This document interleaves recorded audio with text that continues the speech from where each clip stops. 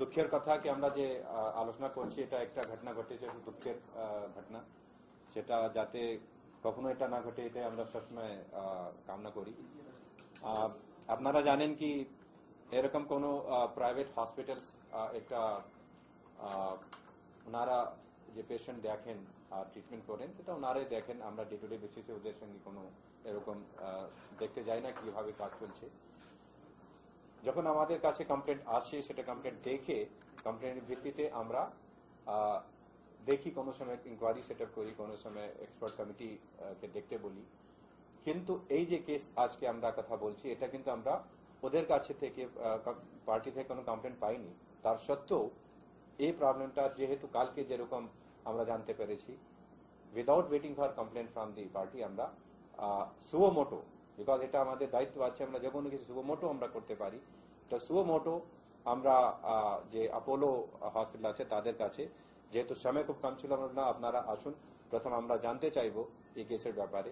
আমাদের একটা যে ফর্মাল ইনকোয়ারি করা, ইনভেস্টিগেশন করা সেটা আমরা করতেই পারি, সেটা করে থাকি, কিন্তু ইমিডিয়েটলি আমরা জানতে চাইছি এই কেসের ব্যাপারে।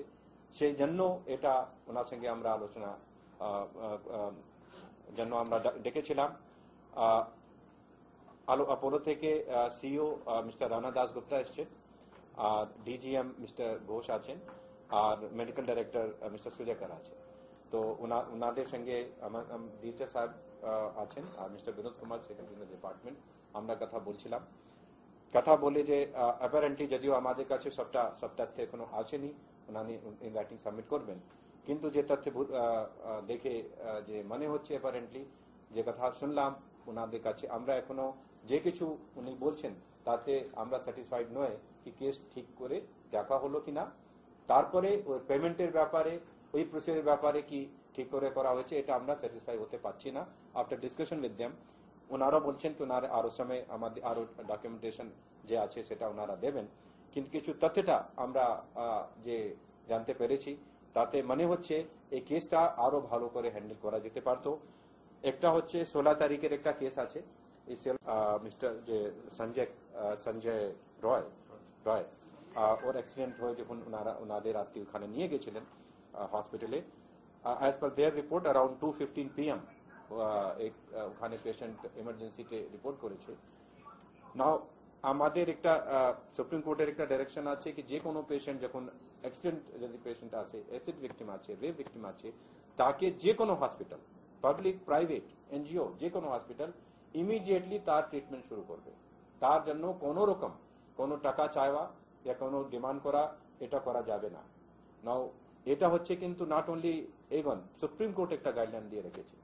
এই ক্ষেত্রে আমরা দেখছি কি 2:15 ও রিপোর্ট করেছে আর 2:50 PM 30,000 রুপিস ওকে পেমেন্ট করতে হচ্ছে পার্টিকে। নাও ইট ইজ সামথিং আমরা দেখবো যে এটা এই ক্ষেত্রে কেন ওকে ইমিডিয়েটলি পেমেন্ট করতে বলা হয়েছে। তারপরে এই পার্টিকুলার কেসের একটা ইন্স্যুরেন্স ছিল, স্টার হেলথ ইন্স্যুরেন্স থেকে ইন্স্যুরেন্স ছিল, ওনারা আমাকে জানিয়েছেন। ডিটেল আমরা পরে আমি পার্টির কথাটা এখনো শুনতে পারিনি, আমরা শুনবো।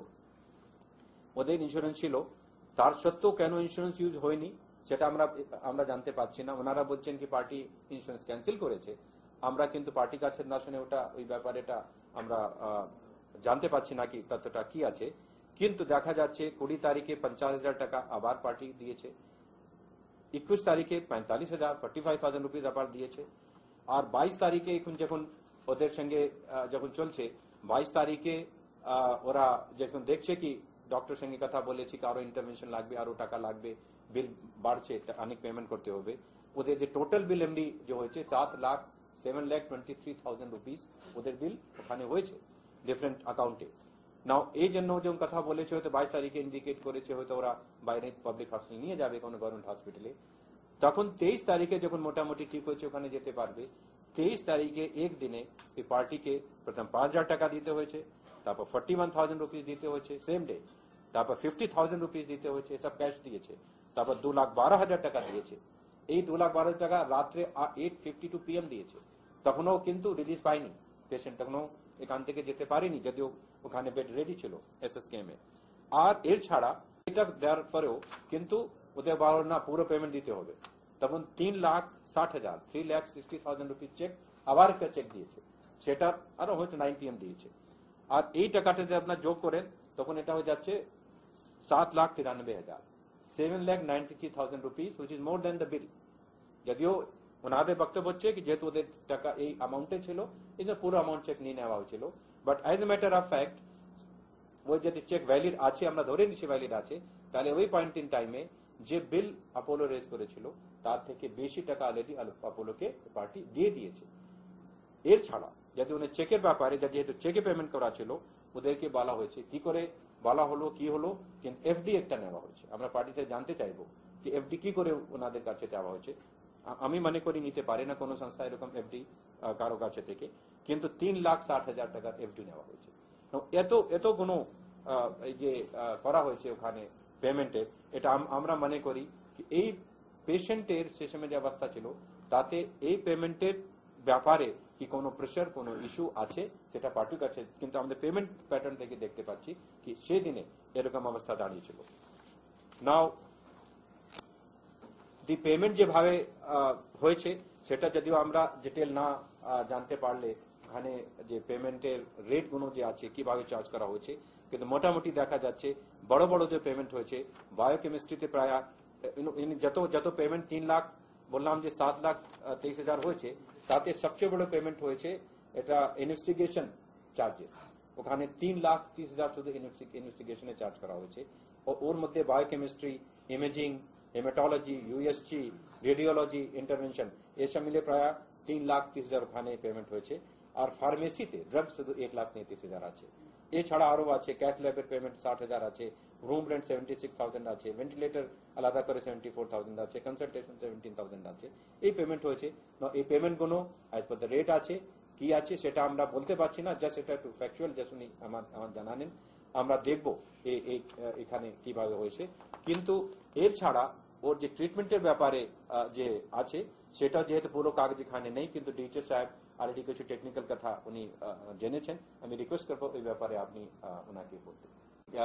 এই ঘটনাটা কালকে যে ঘটলো আর একটা হসপিটালে, এটা আরো বেশি গুরুত্ব এই জন্য আর আরো বেশি শকিং এই জন্য আপনারা সবাই জানেন যে মাননীয় মুখ্যমন্ত্রী 22 তারিখে টাউন হলে এই সব অনেক ইস্যুস নিয়ে মিটিং করেছিলেন, যেখানে উনি মিডিয়াকে ওপেনলি বলেছিলেন যে আপনারা দেখতে পারেন কি কিভাবে প্রসিডিংস এটা করা হয়েছিল।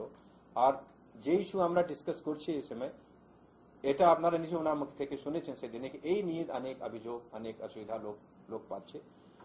তার সত্ত্বেও যদি এই রকম ঘটনা ঘটতে পারে 23rd নেক্সট ডে, যেখানে মাননীয় মুখ্যমন্ত্রী মিটিং করার ঠিক নেক্সট ডে যদি ঘটতে পারে, তাহলে এটা আরো বেশি আমরা মনে করি এটা আরো বেশি কন্ডেমবল। যদি আমরা বলছি কোনো অ্যাপারেন্টলি যে মানে দেখা হচ্ছে কি কিছু ইস্যুস আছে যেখানে যে পেমেন্টের নিয়ে যে কথা সেদিনে হচ্ছিল, সেটা মনে করছি সেটা এই কেসে কিছু কিছু আমি এভিডেন্স পাচ্ছি, কিন্তু সেই এভিডেন্সটা কনক্লুসিভ আমি বলতে পারছি না যতক্ষণ প্রত্যেক কাগজ পুরো টিম নিয়ে আমাদের ফাইন্যান্সিয়াল ম্যাটারও পুরো দেখতে হবে।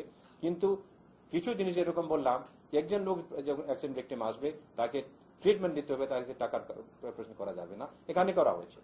তারপরে এই পেমেন্টের নিয়ে চাপ দেওয়া যাবে না, ওদের আগে জীবন বাঁচানো আগে, দ্যাট ইজ মোর ইম্পর্টেন্ট, সেটা কিন্তু দেখা যাচ্ছে না। আর একটা বড় হসপিটাল আছে যে টাকাটা ওই টাকাটা কিছু 2 লাখ 3 লাখ হতে ছেড়েও দিতে পারতো, ঠিক আছে তুমি নিয়ে যাও পরে পেমেন্ট করবো। দেখুন একটা গরিব মানুষ 7,23,000 বিলের এগেইনস্টে 7,60,000 টাকা পেমেন্টে করে দিল, প্লাস 3,60,000 টাকার এফডি রেখে গেল গরিব মানুষ। আর একটা এত বড় হসপিটাল কোটি কোটি টাকা ব্যবসা করে সেটা এটা বলতে পারলো না কি ঠিক আছে নিয়ে যান, পেশেন্টকে নিয়ে যান পরে পেমেন্ট সেটেল হয়ে যাবে। এটাই হচ্ছে এই যে হিউম্যান একটা অ্যাপ্রোচের কথা সেদিন মাননীয় মুখ্যমন্ত্রী বলছিলেন, সেটা আমার মনে হচ্ছে এই কেসে আমরা দেখছি। আর এটা হচ্ছে আমাদের